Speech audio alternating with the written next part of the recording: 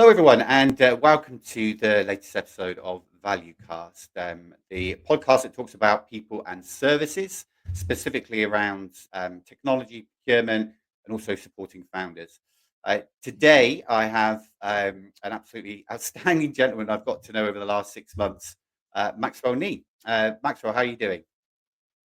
Really good, really good. Thanks for having me, Alex.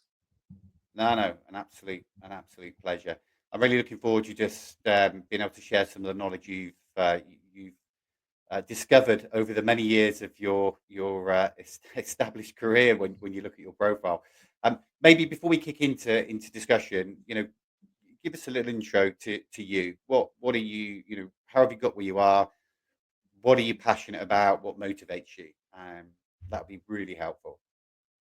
Yeah, perfect. Love to. So I would describe myself as a entrepreneur first, investor second.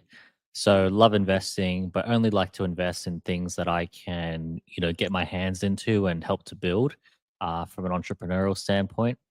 So what does that look like? I try to stay focused within 5 words, and that is simple, predictable, repeatable, sustainable, and scalable.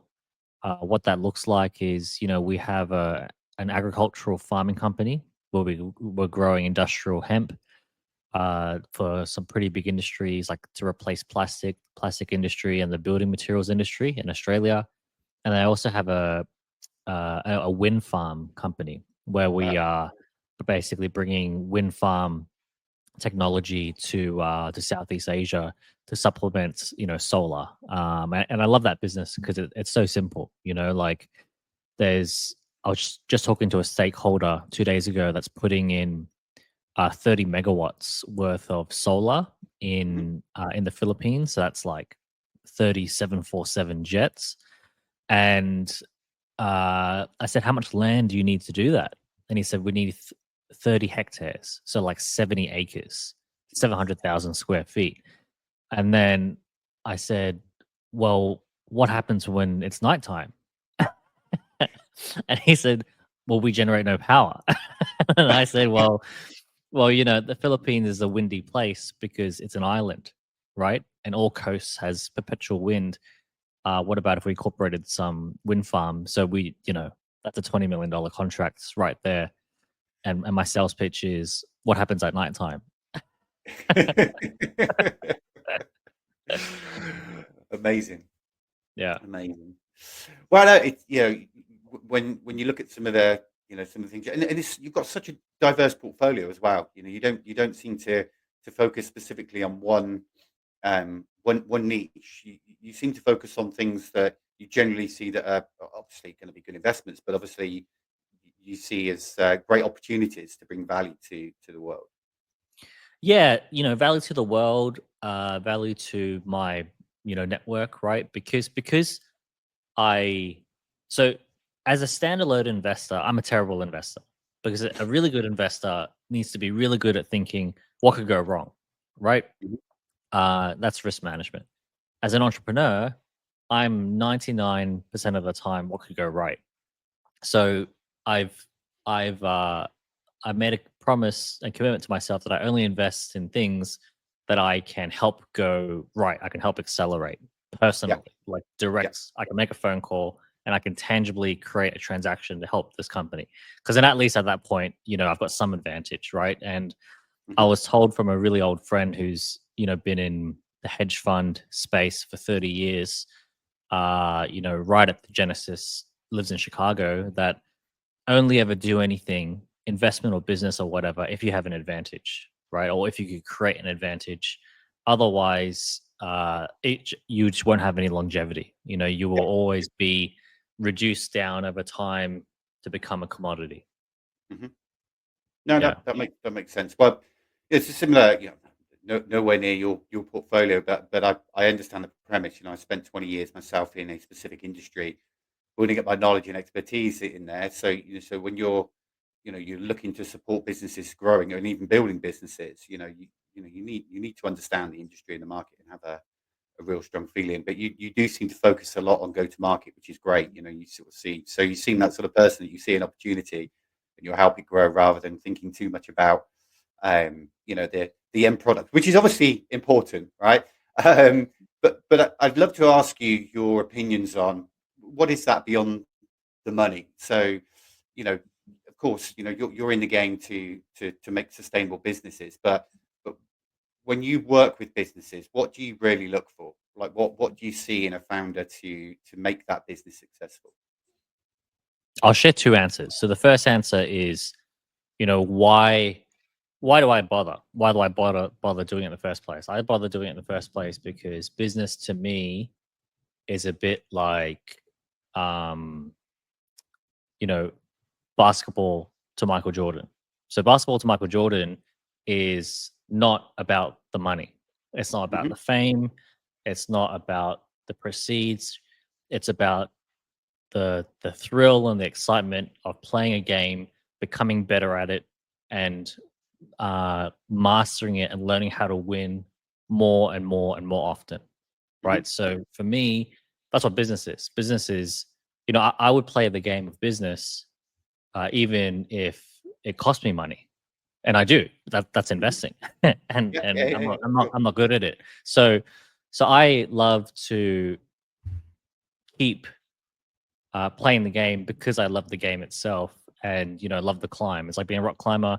A rock climber hates getting to the top because then the climb is over, right? They love the climb type of thing. So that's me in terms of the game of business. In terms of what I look for in a founder, I haven't, to be honest, I haven't done many investments that are totally new relationships. Like they're Hmm. almost always within like this my own personal inner circle slash sphere. Hmm. And that also comes down to because I'm a bad investor. So, I wouldn't know, I wouldn't be good at DDing, doing the appropriate amount of DD to a complete stranger. I sort Hmm. of go in with that irrational gut feel and then do the logical stuff after, right? So what gut feel have I learned to read and to lean into? I love asking founders questions where they have to give me a bad answer, and I judge them on how they give bad answers.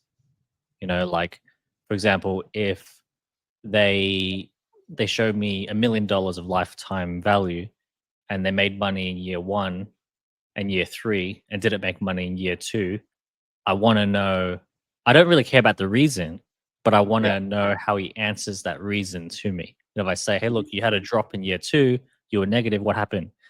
And if that founder sort of is a little bit fluffy, or like, I could feel they're withholding something, or they just said, "Look, I was going through a divorce, so I dropped the ball." Like, if they could just tell me Yeah. a negative straight and honestly, then that's a huge plus.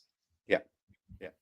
No, that's cool. Like I definitely feel that relationships, trust, go beyond a solid business plan, right? Getting to really understand who you're working with and Yeah. know who you're working with. But it's interesting you mentioned that. So you tend to look at that approach more via relationships rather than going out frontal. But that doesn't necessarily mean you're a bad investor, right? That's your strategy to work with businesses how you feel comfortable.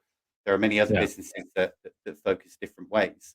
Why is it that you took that approach? Is it just that because you just felt you were so bad at a general investment that you wanted to trust your network and approach things that way? Is it just simply as you mentioned simple at the start, right? That seems a pretty simple approach. Well, I think everyone leans towards, their personal network. Uh, Hmm. because, if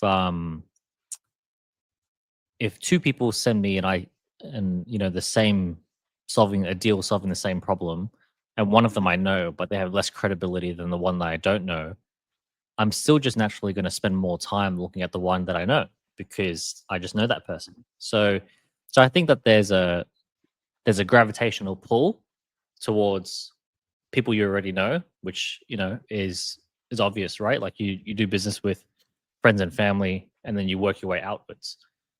Hmm.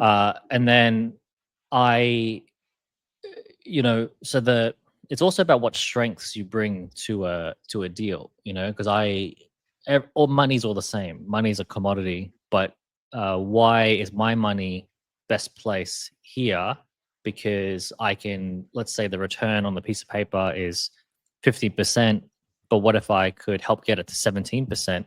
Then all of a sudden I've created a discount for myself. You know what I Yeah. mean? So I've created a 2% discount for myself. So that is the best I could bring to the table in an investment standpoint. No, that's fair. That's fair enough. I've had a lot of discussions lately with some businesses that are sort of, they're 3-4 years into their I suppose their journey. Um, they are a couple of them were pre-seed, some were seed, some were looking to move to Series A. So the way I look at it, you've got some founders that will look for a value of cash, say 500,000 to build their business. They don't really want much support from their investors, so they're expecting a low level of equity, from that investor. Versus an investor that actually wants to give them more, are obviously asking for a little bit more equity back, but they've got opportunity to build their business over 4 or 5 years and have industry experience. So I was just keen on your thought process. When you work with businesses, or even in businesses you're working with, which is your preferred approach, or do you not really have one? It is still on that gut feeling. What numbers people ask for, more money, less money, high valuation, lower valuation, that whole decision matrix for me doesn't tell me much about the company. It tells me how self-aware the founder is, Hmm. right? So, for example, right now, because markets are slow and the world's like waiting for Trump to get into his chair, and IPOs are down 85% from 2021, capital raisings down 85% from 2021.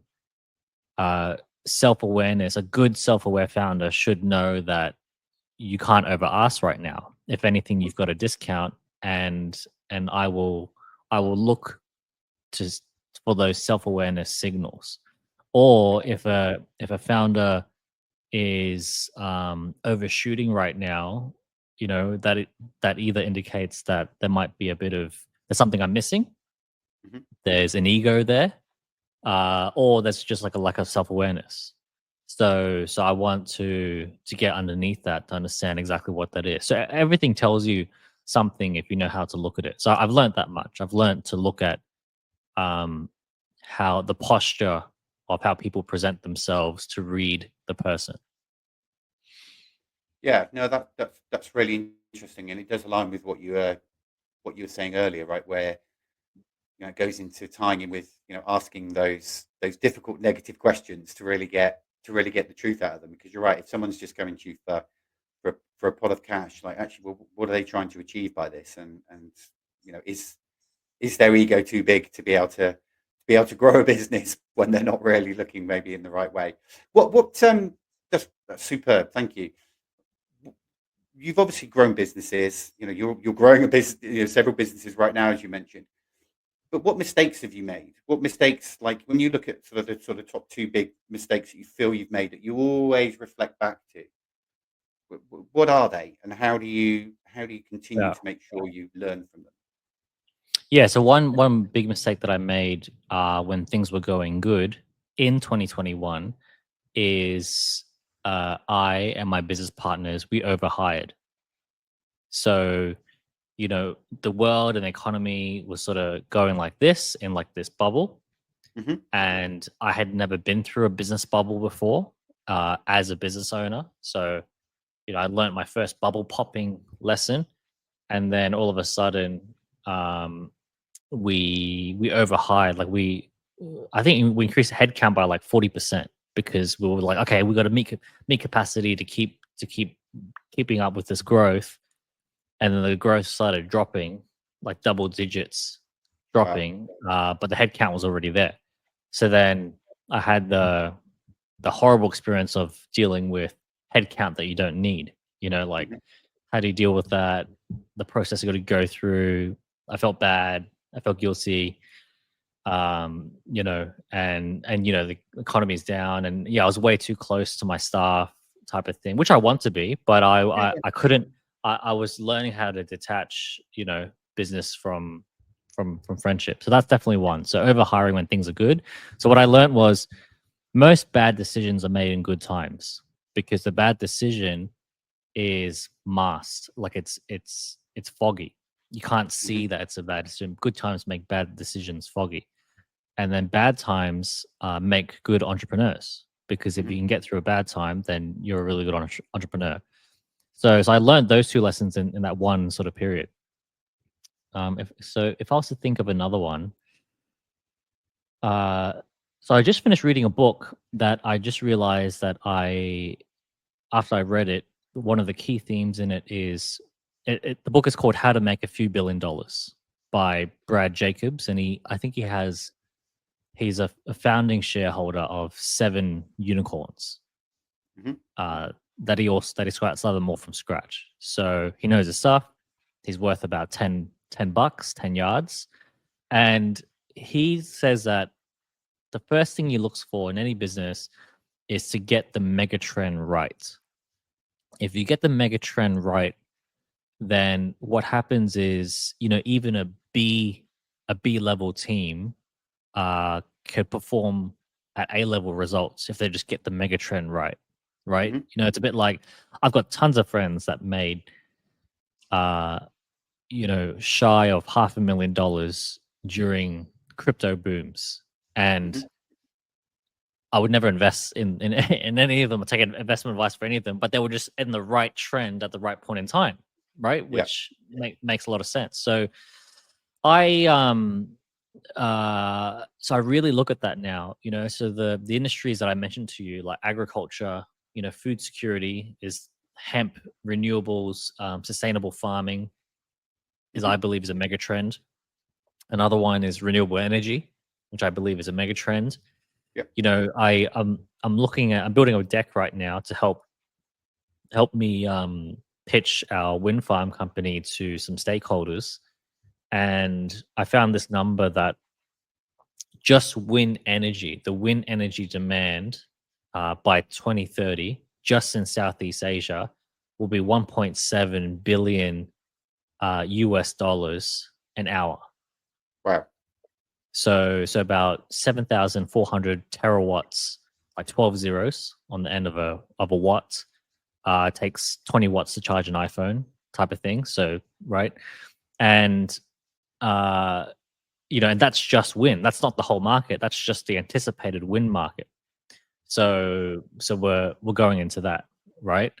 And then the other one is a new deal that I'm getting into now, which is in the fintech space, Hmm. which really should have been the first type of business I got into, because my background is finance and blending, most guys out of finance start to fintech companies, is Web3.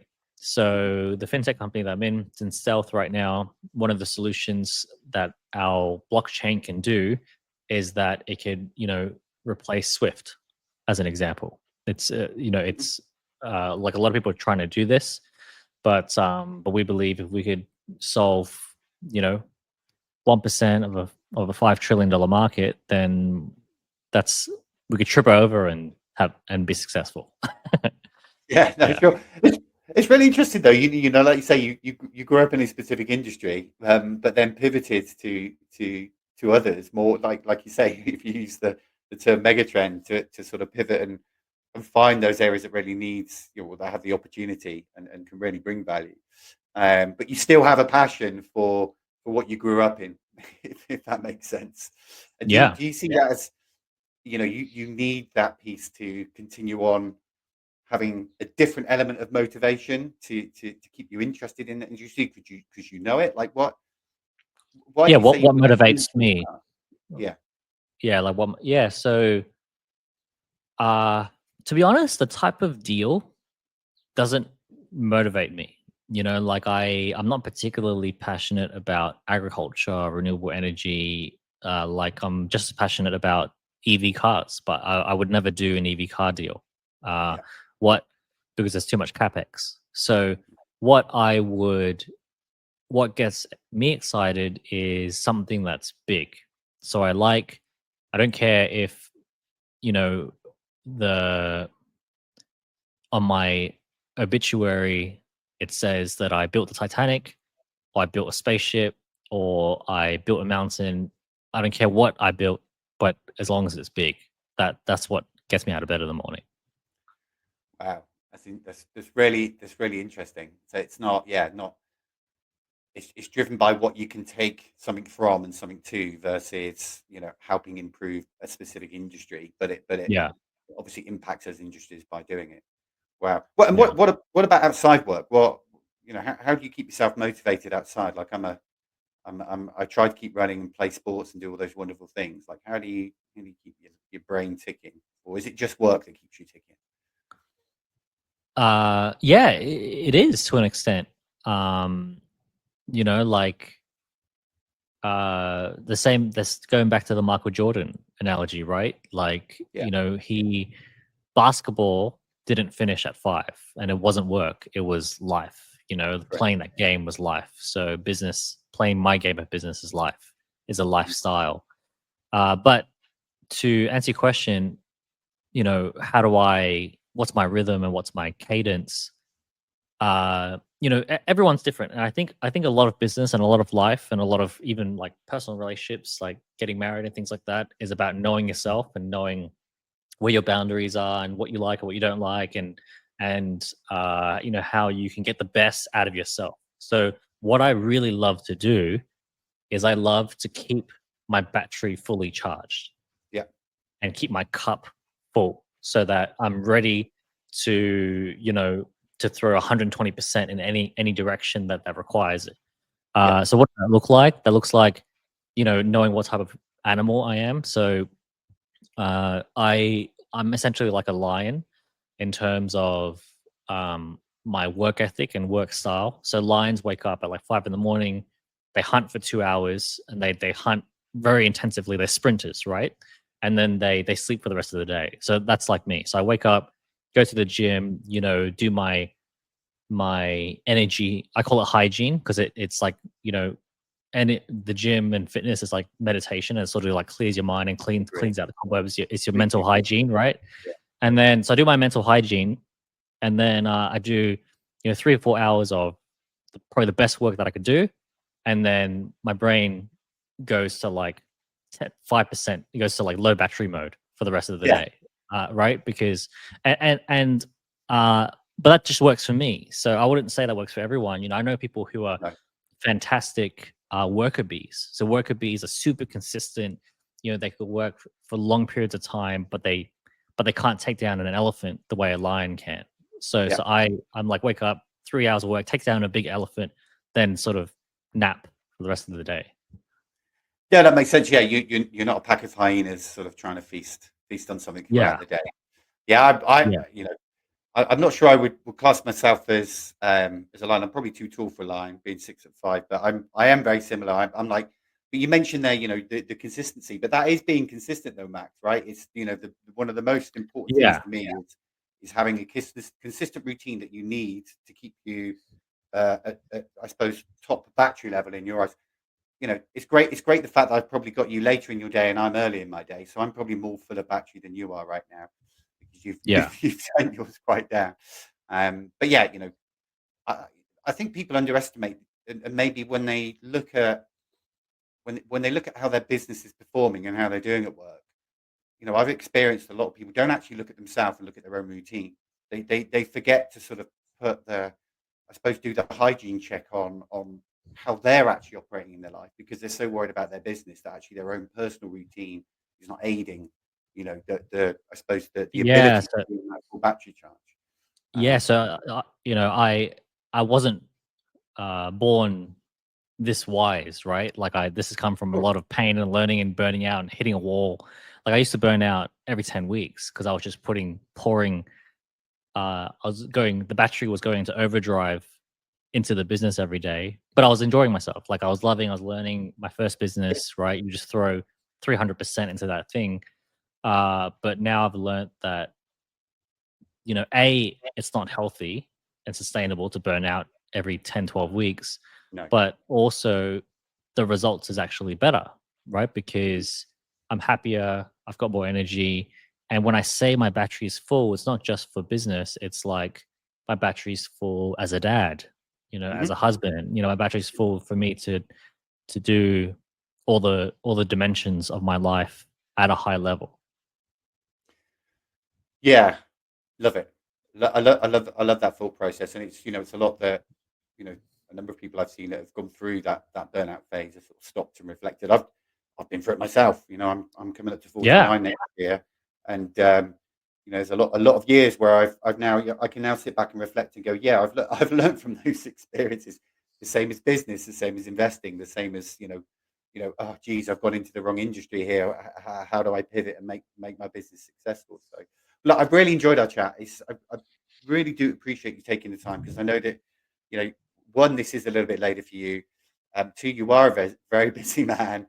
Um, but I appreciate people that want to be able to just share little tips of knowledge. And it, if someone could take one thing from this, even that last little bit of discussion around burnout, I believe that is extremely helpful.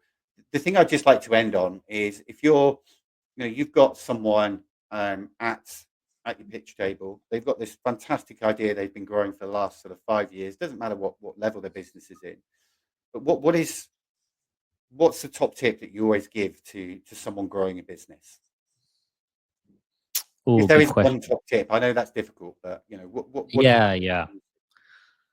So I don't know if I call it top tip, but I wish that I did this and I would have paid money to do it, knowing what I know now.